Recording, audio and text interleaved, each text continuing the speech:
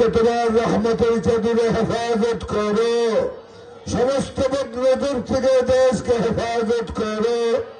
এই দেশের জন্য যে যুবকেরা জীবন দিয়ে গেল, মওলা তাদেরকে শাহাদাতের মর্যাদা দান করে দাও, হাদিকে শাহাদাতের মর্যাদা দান করো, আমাদের সকলকে নেক হায়াত দান করো, দ্বীনের খাদেম হিসেবে কবুল মঞ্জুর করে নাও।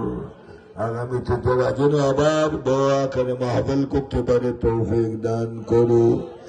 এলাকার মুরব্বিয়ান, ইমাম সাহেবান,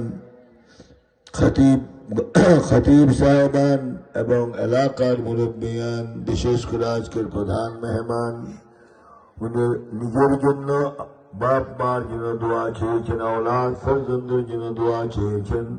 মওলা প্রত্যেকের নাম না বললো তো আমি তাদেরকে চিনি, মওলা আমাদেরকে মাফ করে দাও। প্রবাসী যারা মাহফিলের সাথে জড়িত হয়েছেন, আবাল বৃদ্ধ বনিতা, নারী পুরুষ যারা মাহফিলের সাথে শরীক হলেন,